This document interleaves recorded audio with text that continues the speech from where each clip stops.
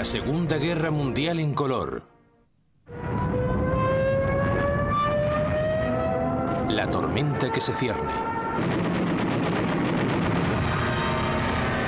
1 de septiembre de 1939. Las tropas alemanas se internan en Polonia dispuestas a conseguir una rápida e incontestable victoria. Apenas 20 años atrás, sus predecesores marchaban también, pero entonces regresaban a su patria como un ejército derrotado. Noviembre de 1918. 4 años después del inicio de la Primera Guerra Mundial, el emperador de Alemania, el Kaiser Guillermo II, se ve forzado a abdicar. Sus ejércitos han sido destrozados tras una implacable ofensiva realizada por las tropas británicas, francesas y americanas. Su pueblo se enfrenta ahora al hambre. Y una peligrosa leyenda comienza a arraigar. Los generales y las tropas se quejan de no haber sido derrotados en el campo de batalla, sino traicionados por sus propios políticos cobardes. En cualquier caso, a las 11 de la mañana del 11 de noviembre de 1918, la 11ª hora del 11º día del 11º mes, la Primera Guerra Mundial toca a su fin.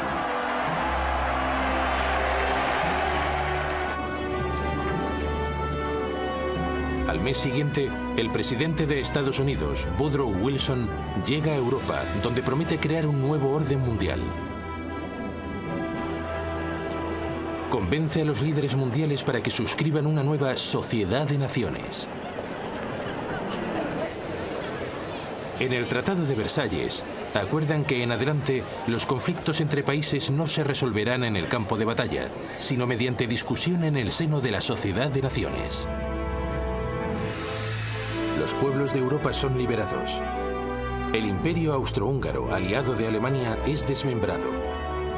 Se crean además nuevas naciones: Austria, Polonia, Hungría, Checoslovaquia, Yugoslavia, Letonia, Lituania y Estonia. El territorio de Alemania queda notablemente reducido. Pero este proceso es una bomba de relojería. No todos festejan el nacimiento de países como Checoslovaquia. Algunos de estos nuevos estados albergan importantes minorías alemanas. En el futuro, el anhelo de reunir todas las poblaciones alemanas se irá adueñando de Europa. El pueblo alemán, destrozado por la guerra, sufre aún una humillación final. Es obligado a pagar 6.600 millones de libras a Francia y Alemania en concepto de reparaciones. Una suma desorbitada que difícilmente podrán afrontar. Y cuando Wilson regresa a América, su nuevo orden mundial se desmorona de inmediato. El Congreso de Estados Unidos decide que no se puede arriesgar a involucrarse en una nueva guerra en Europa. Rehúsa adherirse a la Sociedad de Naciones y Estados Unidos se recluye en el aislacionismo. Ahora Alemania es una nación muy distinta. Continúa siendo el país más grande de Europa, pero su monarquía militarista se ha ido a pique. Se ha convertido en una democracia. Pero su gobierno, la denominada República de Weimar, pronto se ve sacudido por una serie de episodios convulsos. Se prodigan los enfrentamientos callejeros entre nacionalistas de extrema derecha y comunistas que intentan poner en marcha una revolución. Más adelante, en 1923, el país se ve asfixiado por una hiperinflación cuyo porcentaje aumenta en varios centenares en un solo mes. Los ahorros del pueblo llano se esfuman. Se crea así el terreno abonado para una nueva modalidad de agitadores políticos de extrema derecha. Entre ellos, Adolf Hitler. Hitler nació en Austria. Luchó valerosamente como soldado en la Primera Guerra Mundial y fue condecorado con la Cruz de Hierro. De regreso a Alemania, se establece en Múnich y su encendida oratoria enseguida le permite hacerse con el control del pequeño Partido Nacional Socialista o Partido Nazi.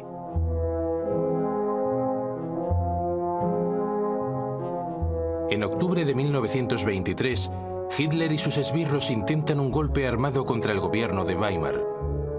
La intentona fracasa y Hitler es condenado a 9 meses de reclusión. En su celda escribe un libro, Mein Kampf, Mi lucha, en el cual achaca los males que padece Alemania a los judíos y exige que el país recupere su poder y se anexione nuevos territorios en el este. Tras ser puesto en libertad, se centra en la tarea de organizar la militancia nazi como un partido político serio y disciplinado. A partir de este momento, se valdrá del sistema democrático para conquistar el poder. Pero durante los últimos 5 años, la Alemania de Weimar ha prosperado. El apoyo a los partidos extremistas, tanto de derechas como de izquierdas, ha disminuido. Aún así, de manera inesperada se presenta la gran oportunidad de Hitler. En octubre de 1929, el mercado de valores de Estados Unidos cae en picado. Se pierden miles de millones de dólares y una depresión económica se extiende por todo el planeta. El desempleo en Alemania se eleva a más de 6 millones de personas. Solo los políticos extremistas parecen ofrecer una solución.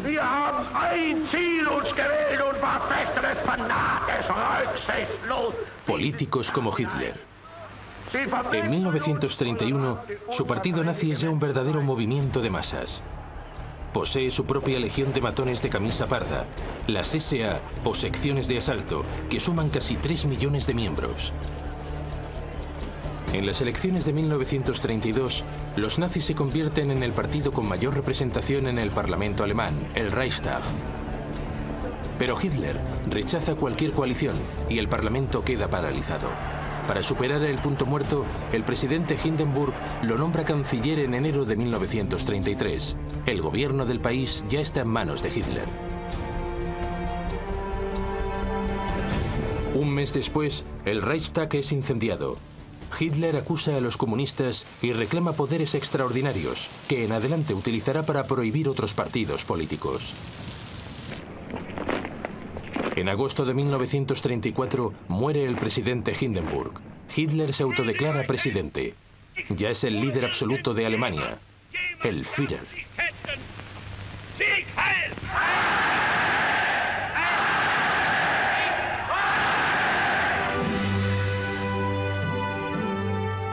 De buen principio, nada parece indicar lo que habrá de suceder. Durante los 3 años siguientes, el Führer se concentra en la recuperación de la economía alemana. A fin de reducir el desempleo, invierte millones en obras públicas, que incluyen 8.000 kilómetros de red de autopistas. Pero en secreto, gasta también grandes sumas en un programa de rearme a gran escala. En virtud del Tratado de Versalles, el ejército alemán se vio limitado a únicamente 100.000 efectivos. El país tiene prohibido poseer fuerzas aéreas, tanques o submarinos. Aquel pequeño ejército ha triplicado ya su tamaño. En 1935, Hitler hace públicas sus intenciones. Da a conocer sus flamantes fuerzas aéreas, la Luftwaffe. Posee 2.500 aviones, bastante más que Gran Bretaña o Francia. El desempleo se reduce y los nazis adquieren una enorme popularidad. Envalentonado, el Führer realiza su primer movimiento expansionista. En 1935 reocupa la región del Sarre, en la frontera francesa, que ha votado abandonar la Sociedad de Naciones para incorporarse de nuevo a la soberanía alemana. Un año después, envía tropas a la Renania, una parte de Alemania desmilitarizada en Versalles.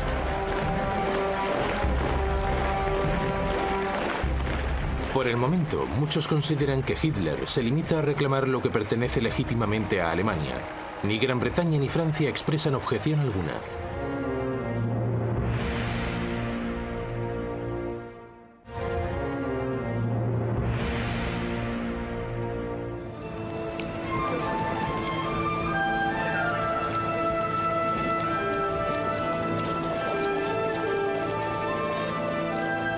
A comienzos del siglo XX, Japón es ya una potencia militar. Derrota a Rusia en una guerra en 1905 y lucha junto a los aliados en la Primera Guerra Mundial.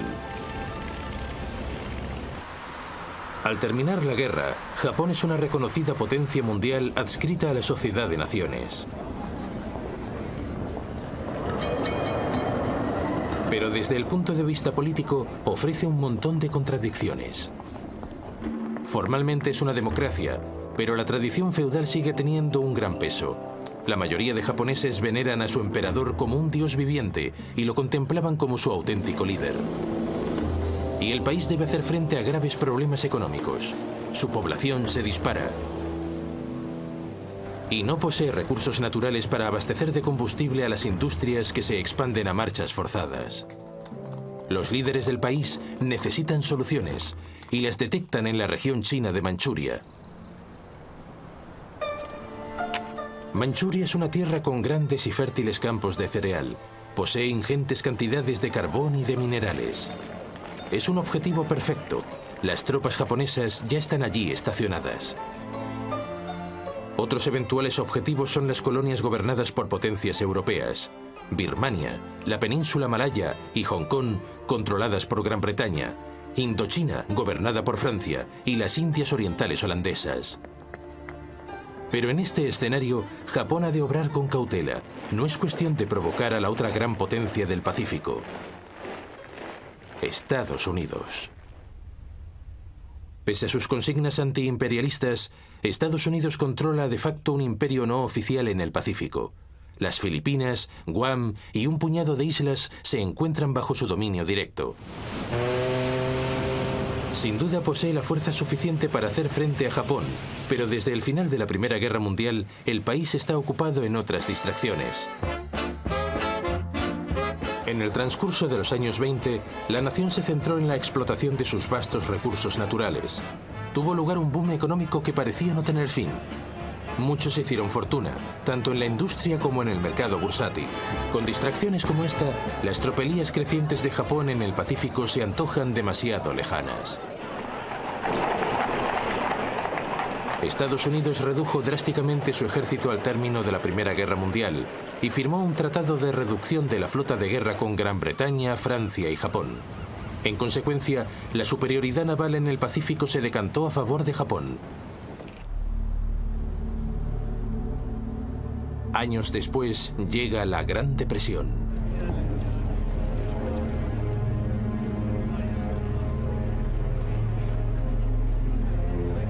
Cuando el desastre económico se generaliza, la cuarta parte de la población pierde su empleo.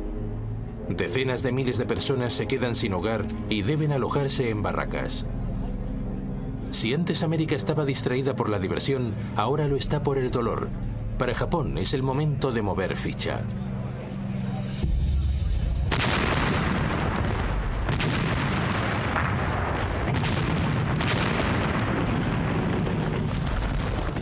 En 1931, sin tan siquiera haber informado a su gobierno legítimamente elegido, las fuerzas japonesas establecidas en Manchuria toman la capital, Mukden, y desde allí invaden el resto del territorio. Un estado títere, Manchukuo, es proclamado bajo un gobierno igualmente títere. Henry Pu-yi, el último emperador de la China, depuesto en 1911, es repescado de su retiro. Japón es declarado un paria universal, pero eso le importa poco.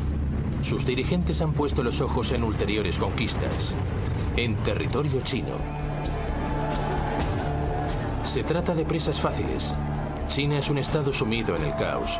El gobierno del generalísimo Chiang Kai-shek está enfrentado al Partido Comunista Chino, dirigido por Mao Zedong. El país está en guerra civil.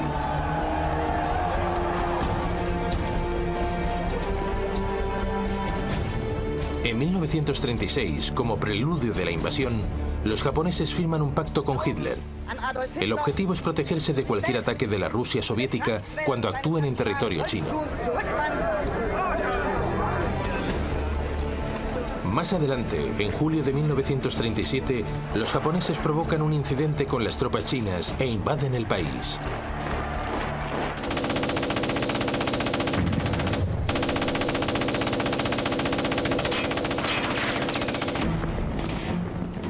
Al principio, los chinos son cogidos por sorpresa. Pero enseguida oponen una feroz resistencia. Los comunistas luchan incluso junto al Kuomintang en un frente unido. Los japoneses responden con aparatosos desembarcos y a finales de 1937 ya han invadido extensas partes del norte de China y de la costa. Los japoneses llegan a atacar buques de guerra británicos y americanos que han sido enviados a la zona para proteger su comercio marítimo. El incidente más grave tiene lugar el 12 de diciembre de 1937. La cañonera estadounidense Panay es hundida por bombarderos japoneses. 50 tripulantes pierden la vida. Pese a todo, las potencias occidentales rechazan intervenir. La Sociedad de Naciones se revela impotente. En Estados Unidos, el presidente Roosevelt plantea imponer un bloqueo naval a Japón. It has become clear that acts and policies of nations in other parts of the world have far-reaching effects on us. Pero los británicos no quieren ni oír hablar de ello. Temen que un bloqueo pueda desencadenar una guerra. Así las cosas, lo único que puede hacer Roosevelt es ofrecer un préstamo de $25 millones a Chiang Kai-shek para adquirir armamento. En el transcurso de 1938, los japoneses invaden Cantón y empujan a las tropas chinas hacia el oeste del país. Toda la retórica de la Sociedad de Naciones, todas las promesas de frenar la agresión internacional han caído en saco roto. Y ahora las potencias occidentales deberán hacer frente a agresiones cada vez más cercanas. Una posición de potente injusticia. I principi che sorgono e che nascono e i principi che declinano, la vittoria è per noi, per i primi. Hoy resulta fácil reírse de Benito Mussolini, el dictador fascista de Italia. Toda esa gesticulación se nos antoja ahora más bien ridícula. Pero no era así en 1922. Por aquel entonces, Italia se encuentra al borde de la anarquía. El país se ve azotado por huelgas y expropiaciones de tierras. Como en el caso de Alemania, el gobierno democrático se revela impotente para combatir el malestar social. Así las cosas, Benito Mussolini, periodista y veterano de guerra, decide tomar cartas en el asunto y organiza un partido nacionalista de extrema derecha, los fascistas. Con el país paralizado por la huelga general de 1922, Mussolini ordena a sus seguidores marchar sobre Roma. Ante el temor de una guerra civil, el rey de Italia, Víctor Manuel III, le encarga formar gobierno. Si realizzassero le premesse necessarie e sufficienti per una collaborazione delle quattro grandi potenze occidentali, de inmediato Mussolini aplasta cualquier oposición política y asume poderes dictatoriales. Deve cristallizzare una posizione di potente ingiustizia. En 1928 su posición parece segura. El Parlamento es designado más que elegido y todo el poder se concentra en manos del Gran Consejo Fascista.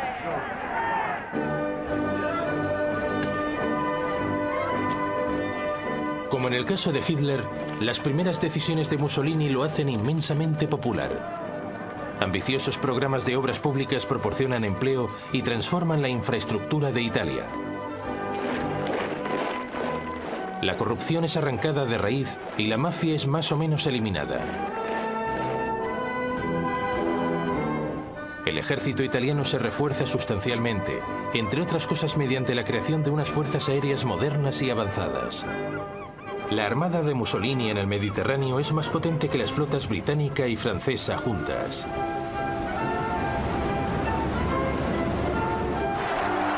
Cuando sobreviene la Gran Depresión, Italia parece capearla mejor que la mayoría de naciones. Mussolini se convierte en un referente universal. Numerosos dirigentes políticos, y entre ellos el propio Hitler, contemplan el sistema fascista como un modelo de gobierno fuerte y resuelto, en contraste con la debilidad de las democracias de Gran Bretaña y Francia. Pero Mussolini busca algo más que adulación. Aspira a recrear el Imperio Romano. Y ya tiene en mente un objetivo para su primera adquisición imperial.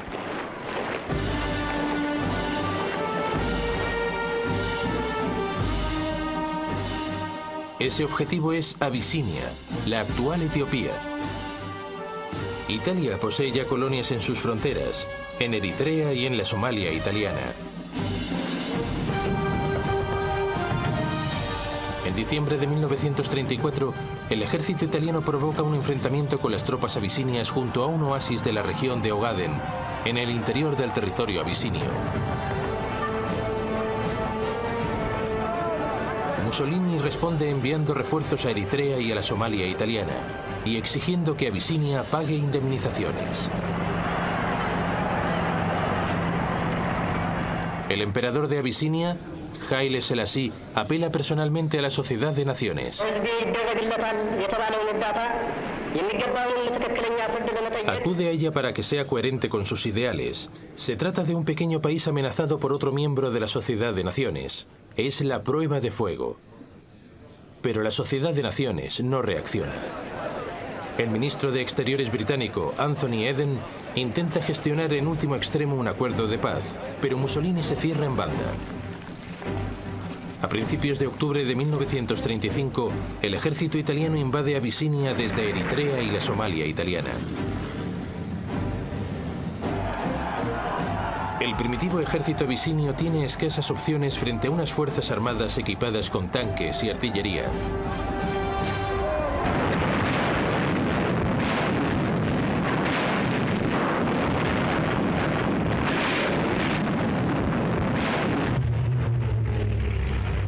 La aviación italiana domina por completo el espacio aéreo y hostiga sin descanso a los abisinios.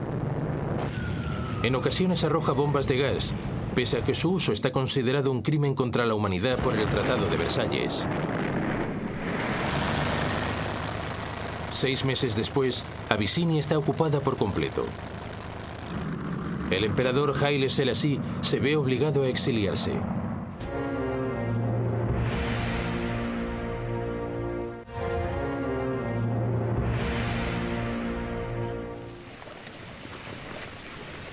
Pese a las numerosas bajas sufridas en el frente del oeste, Gran Bretaña acabó la Primera Guerra Mundial con un ejército de reclutas numeroso y muy efectivo.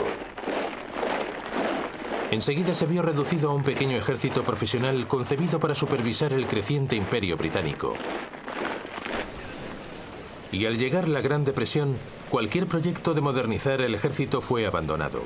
Y eso significa que en el período previo a la guerra, Gran Bretaña es económica y militarmente débil.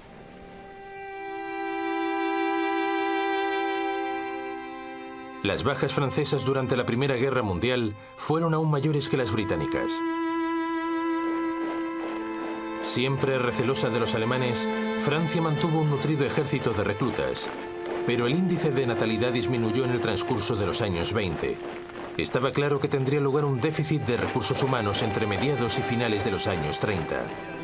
Ahora Francia es consciente de que no puede competir contra Alemania en cuanto a número de efectivos militares.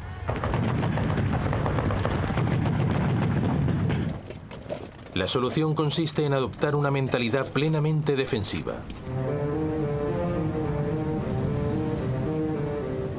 La línea Maginot, levantada a partir de 1930, se compone de un cordón de fortificaciones que transcurre a lo largo de la frontera germano-francesa hasta la frontera belga.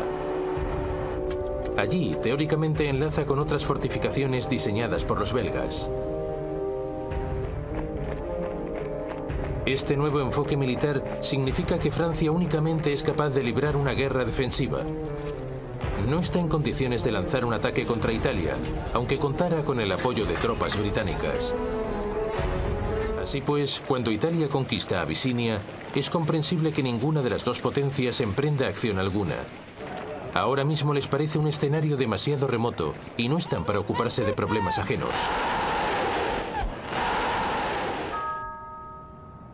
Por el momento ya tienen suficiente con enfrentarse a los traumas de la Gran Depresión. La presión resultaría excesiva y, sobre todo, ambos países se enfrentan ahora a una amenaza militar mucho más cercana. Una Alemania renaciente y rearmada. El poder de Alemania y también el de Italia están a punto de ponerse a prueba al apoyar el alzamiento de otro dictador en España. En 1936 estalla la guerra civil en España. La contienda es inusitadamente despiadada. Se enfrentan familias contra familias, comunistas contra fascistas, ateos contra creyentes.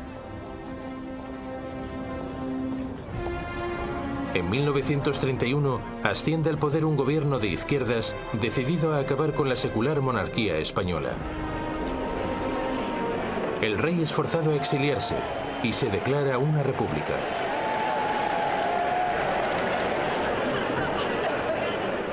En febrero de 1936, los partidos de izquierda se alían en un frente popular para enfrentarse a las fuerzas derechistas en unas elecciones generales.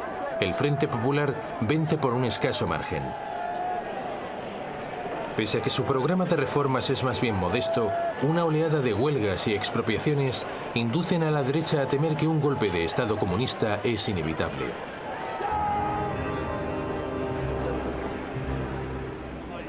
En el seno del ejército español, un bastión de la ideología católica y conservadora, los oficiales de alto rango comienzan a sopesar la viabilidad de un golpe de Estado. Entre estos se encuentra el general Francisco Franco, un antiguo jefe del Estado Mayor que ha sido exiliado de facto para comandar las Fuerzas Armadas españolas en las Islas Canarias. El 17 de julio de 1936, las unidades del ejército que combaten contra las guerrillas en la colonia española de Marruecos se amotinan. Al día siguiente, Franco huye para unirse a ellas, proclamando un nuevo movimiento nacionalista destinado a salvar a España del comunismo. Las guarniciones peninsulares se suman a la revuelta.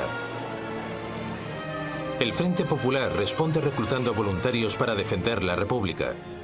El país está ya en pie de guerra.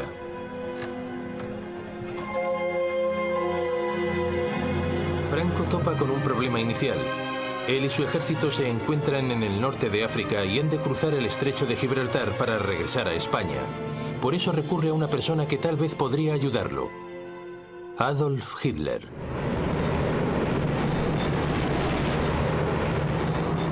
Antes de un mes, los aviones de transporte de la flamante Luftwaffe de Hitler ya han habilitado un puente aéreo para trasladar a los bregados veteranos de Franco hasta el sur de España.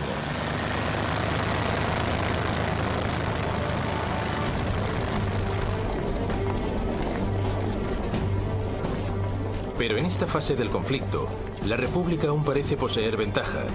Los alzamientos militares a favor de Franco en Madrid y Barcelona han sido rápidamente aplastados, dejando la mayor parte del este del país bajo el control del gobierno republicano. Los nacionalistas de Franco, localizados mayoritariamente en el noroeste y en parte del sur de España.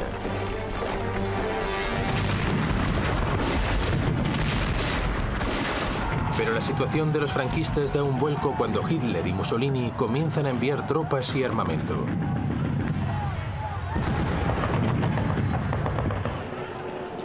El dictador alemán aprovecha la oportunidad para poner a prueba sus nuevos pertrechos y sus dilatadas fuerzas armadas. Son enviados los primeros Panzer con cerca de 12.000 soldados. Y la Luftwaffe despliega su Legión Cóndor con sus ultramodernos bombarderos y aviones de combate.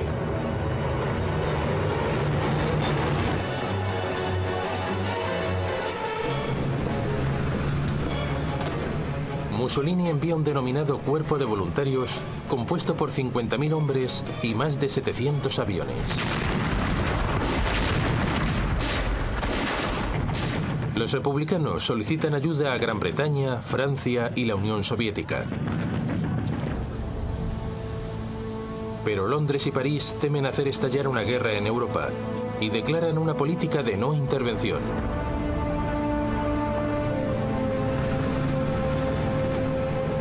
De manera harto cínica, Alemania e Italia suscriben la declaración, pero cuando se hace evidente que no dejan de enviar armas a las tropas franquistas, Joseph Stalin, el líder soviético, anuncia su disposición a ayudar a la República. Stalin está inquieto por la extensión del fascismo en Alemania. Hitler ha dejado muy claro que para él el comunismo es el principal enemigo del nazismo.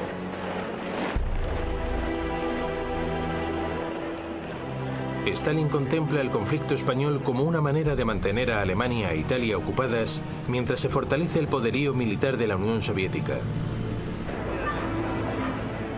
Cerca de 700 asesores militares son enviados a España con tanques y aviones de combate.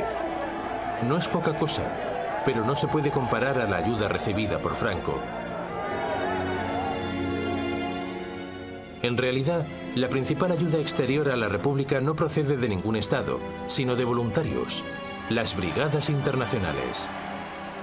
Cerca de 30.000 izquierdistas americanos, británicos, franceses y alemanes se alistan para combatir en España.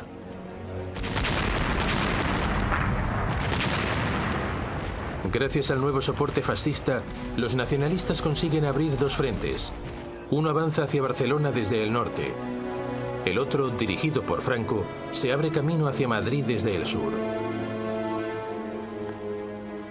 A finales de 1936, Madrid está acosada por tres flancos y prácticamente sitiado.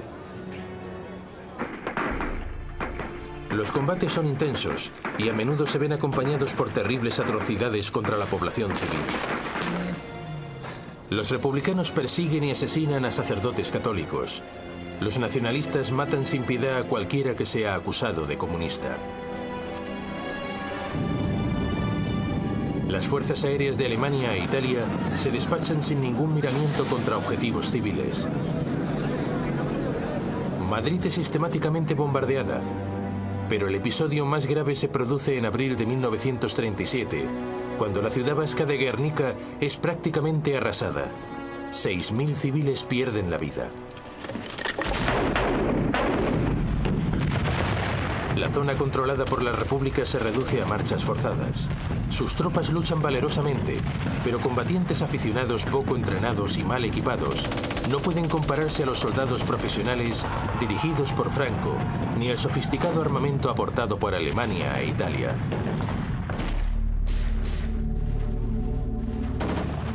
A medida que la guerra se va alargando, los combates en la periferia de Madrid se convierten en un símbolo de la determinación de las izquierdas de no ser aplastadas por una dictadura de corte fascista. Pero entre bastidores, la alianza republicana se viene abajo. Comunistas y socialistas quieren concentrarse en la consecución de una victoria militar. Pero los anarquistas y los sindicalistas, más idealistas, ven en la guerra una oportunidad para desencadenar una revolución de masas conducida por la clase obrera. Esas discrepancias salen a la luz en mayo de 1937. En Barcelona tienen lugar enfrentamientos entre anarquistas y comunistas que debilitan fatalmente la causa republicana. A finales de 1938, los franquistas mantienen cercados a sus enemigos en un pequeño enclave en los alrededores de Barcelona y en una zona que se extiende desde Madrid hasta la costa, en dirección este.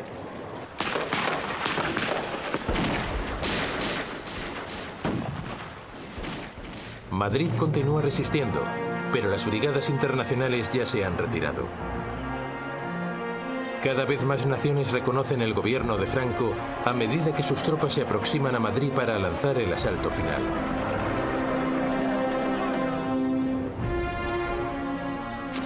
A finales de marzo de 1939, los defensores de Madrid están extenuados después de casi 3 años de combates. La capital, finalmente, se acaba rindiendo.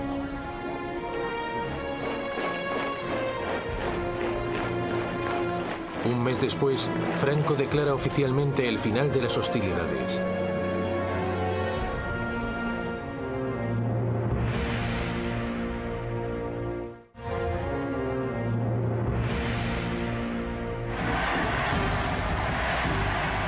Desde el momento en que es nombrado canciller de Alemania, el 30 de enero de 1933, Hitler comienza a poner en práctica sus ambiciones a largo plazo. El 3 de febrero revela a sus comandantes que su objetivo final es conquistar territorios en el este de Europa y germanizarlo de manera implacable. Los comandantes reciben instrucciones de preparar una expansión a gran escala. Pese a que Alemania tiene prohibidos los tanques, un acuerdo secreto con la Unión Soviética, firmado en 1923, ha permitido desarrollar diseños de tanques y experimentar nuevas tácticas con vehículos blindados. En el transcurso de los años en que sus fuerzas aéreas han estado prohibidas, Alemania ha continuado perfeccionando su capacidad de construir aparatos civiles. Y los clubes de aviación y de vuelo sin motor suministran una reserva de experimentados pilotos. Hitler revela la existencia de la Luftwaffe en marzo de 1935. Anuncia entonces que el ejército alemán ha crecido hasta los 300.000 efectivos y que se reintroduce el servicio militar obligatorio. Gran Bretaña y Francia protestan débilmente por esa flagrante violación del Tratado de Versalles. Poco después, aunque lentamente y a regañadientes, comienzan a rearmarse. En 1934, los nazis austríacos intentan tomar el poder y unificar su país con Alemania. A fin de cuentas, los austríacos hablan alemán, si bien nunca han formado parte de un Estado alemán. En febrero de 1938 se descubre un nuevo complot nazi. El canciller austríaco Kurt von Schuschnigg protesta ante Hitler. Hitler responde exigiendo que Austria deje de maltratar a los nazis austríacos y se unifique con Alemania.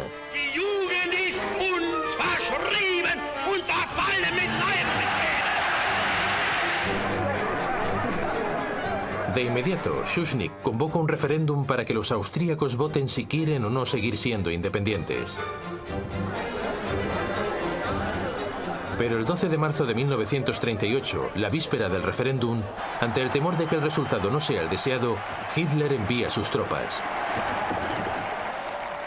La bienvenida entusiasta y del todo sorprendente por parte de los simpatizantes nazis facilita una invasión sin derramamiento de sangre. Al cabo de unas horas, Hitler anuncia la incorporación de Austria al Tercer Reich. Por primera vez, una nación soberana ha sido incorporada en una Alemania más grande. Una vez más, las democracias europeas no han sabido reaccionar. En verano de 1938, Hitler se lanza por su segunda presa, Checoslovaquia. Una importante minoría alemana puebla el noroeste del país, en un área conocida como la región de los Sudetes.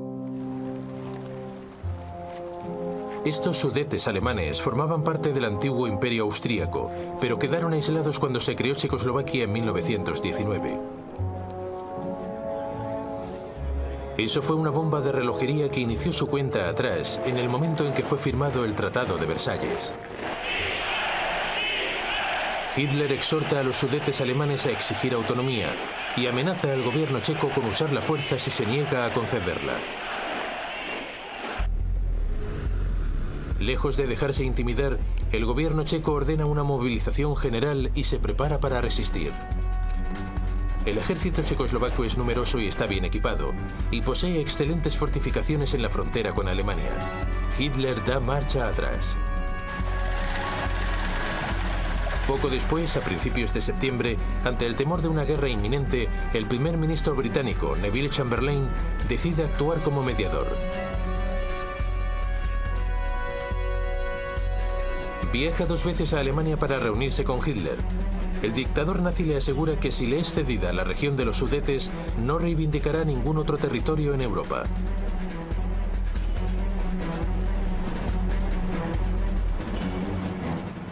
El 29 de septiembre de 1938, en Múnich, con Mussolini actuando como mediador, Francia y Gran Bretaña firman un acuerdo en virtud del cual se entrega la región de los Sudetes a Alemania a cambio de una declaración formal por parte de Hitler de no plantear nuevas exigencias territoriales. Chamberlain regresa a Gran Bretaña ondeando el papel que, según él, garantiza la paz.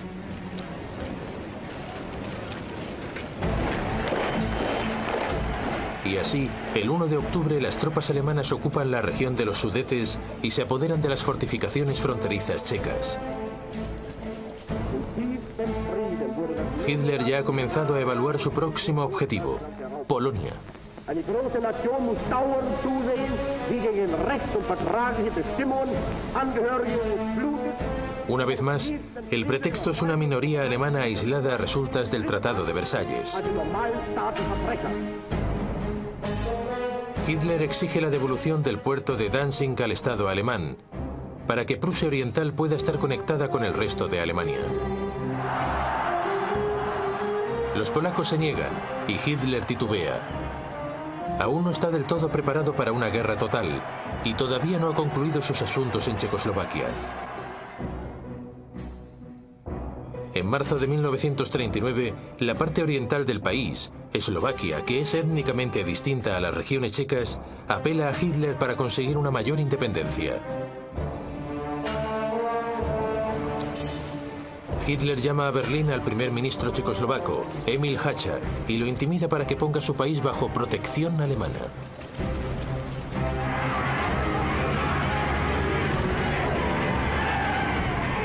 Las tropas alemanas marchan en el resto de Checoslovaquia sin encontrar oposición.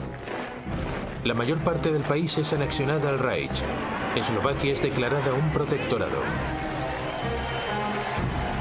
Por primera vez, Hitler ha ocupado territorios no germanófonos, pero de nuevo las protestas de Gran Bretaña y Francia no pasan de discretas.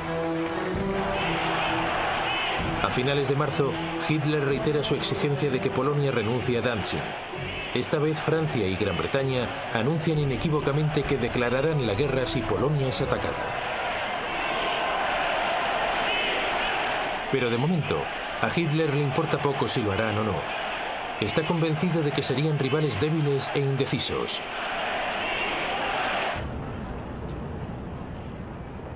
En Rusia, la preocupación de Stalin por las agresiones de Alemania es cada vez mayor. En abril propone una alianza con Gran Bretaña y Francia. Pero las negociaciones apenas consiguen avanzar y por fin Stalin tira la toalla y decide que existe otra solución para neutralizar la amenaza alemana. El 23 de agosto, la Unión Soviética y el Tercer Reich, considerados el uno al otro enemigos acérrimos, anuncian un pacto de no agresión.